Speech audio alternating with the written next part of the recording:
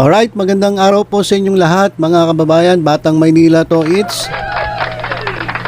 Pag-usapan po natin yan pong nasa ating screen. Yan pong video yan ay kuha po sa isang episode dyan po sa sa Pinoy Pawn Star. Dyan po kay Boss Toyo. At kanina lang po yan na-upload dyan sa YouTube. At sa mga oras na ito wala pa po yan sa Facebook.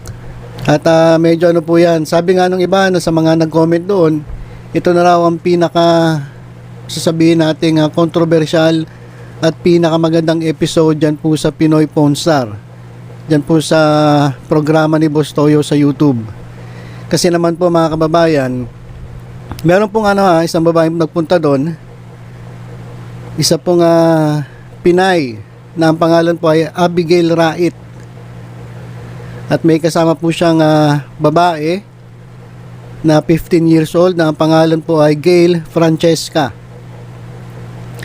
So, naglabas po ito ng naka-frame na t-shirt. Isa pong jersey na ang nakasulat po dun sa jersey. Yan po, makikita naman po natin sa screen. Nakasulat po ay Francis M. At kasi syempre, 'di ba, pag magbebenta ka ng mga ganung klaseng t-shirts, lalo na si Boss Toyo, fan ni Francis M ito eh.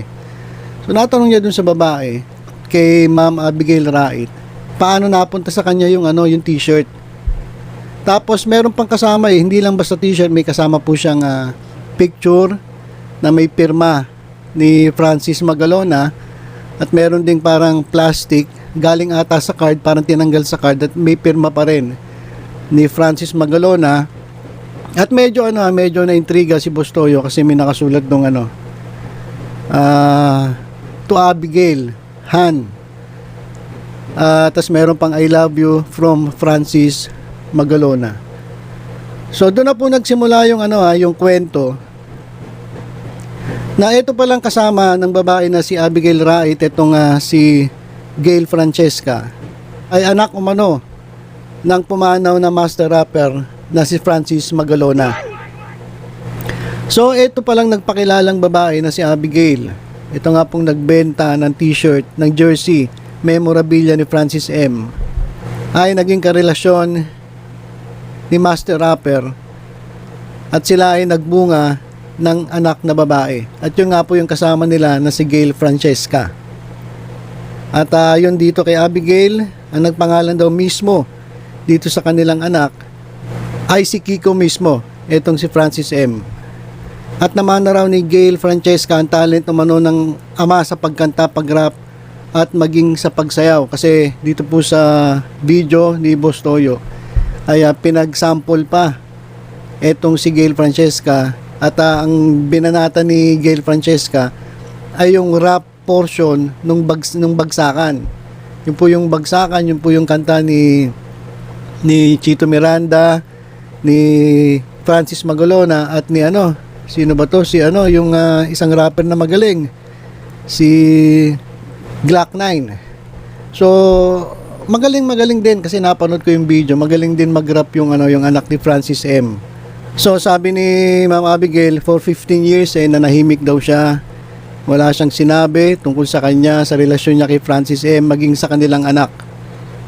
So sabi niya, siguro ito na lang yung karapatan niya na pwede niyang magawa para sa kanila, sa kanilang mag-ina. At sabi ni Abigail, what we had is real. Me and my daughter exist. Mahal niya kami. And that's a fact. So yun po yung yung story behind dun sa sa t-shirt, dun sa jersey. Sabi ni ganito yung kwento mga kababayan, hindi ko pwede play yung video, makaka-copyright tayo. So kwento ko na lang sa inyo, yung t-shirt daw na binibenta ni Abigail, isang beses nung nabubuhay pa si master rapper, ay pumunta ito sa Cavite. Taga-Imus pala itong si Ma'am Abigail. Every time na pagkatapos ng Itbulaga, dumidiretso ito si Francis M dito sa Imus. At isang beses nga nagpunta itong si Francis M, suot-suot niya yung t-shirt. Yung t-shirt mismo na binenta niya ay yung suot-suot ni Francis M. At nagulat siya kasi usually di naman siya nagsusuot ng ganun pag nagpupunta dun sa bahay ni Abigail. So, sabi niya, bakit ganon? Bakit yan ang suot mo? So, sabi ni Francis M, gusto ko kasi na maalala mo itong jersey na to na suot-suot ko. Kaya kapag namimiss mo, kung gagawin mo lang, susuotin mo, o kaya i-hug mo itong t-shirt na ito. Yung pala, mga kababayan, alam na ata ni Francis M na siya ay may cancer. So, ayon kay Abigail, parang ano na yun, premonition na may masamang mangyayari. So ayun yung istorya nung jersey na nagbigay mas lalo ng halaga dun sa sa jersey kasi may istorya yung t-shirt mismo pag-aari mismo ni Francis M, malaki na po ang halaga niyan. Nadagdagan pa ng story behind the shirt dun sa jersey. Yung pong picture at meron pang hinanap si Boss Toyo ano pa ba ang pwede ninyong mas mapatunayan ninyo na talagang totoo yung story.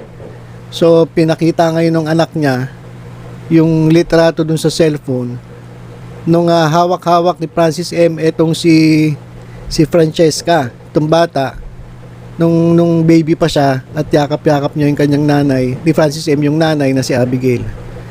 So doon siguro ay napatunayan ni Boss Toyo na legit etong sinasabi ni Abigail Rait. Kaya naman, yun po yung kwento. At ito na, nagkatawaran na dito sa memorabilia ni Francis M. And by the way mga kababayan, gusto lang nilang liwanagin na kaya ibinebenta itong t-shirt hindi dahil sa kailangan nila ng pera. Kasi importante sa kanila yung shirt Ang gusto lang daw ng mag-ina ay ma-preserve ito sa tamang venue. Kasi kung nasa kanila lang nakatago, hindi makikita ng tao. So gusto nila naka-display at sa pamamagitan din nun ay makilala sila at malaman ng tao na nag-exist sila. At kapag nakita nila yung jersey na may naka-attach na pictures, na may story, yun, okay na raw sa kanila yun. Yun na yung karapatan nilang makilala bilang mga lehitimong partner at anak ni Francis Magalona, itong si Master Rapper Francis M. So yan na nga mga kababayan, nagkatawaran ang unang presyo ng naging partner ni Francis Magalona ay 700,000. So tinawaran ni Boss Toyo ng 350. At syempre pababa ng konti yung presyo ni Ma'am Abigail. At tinatapatan naman ni Boss Toyo hanggat na mag-meet sila sa 500,000.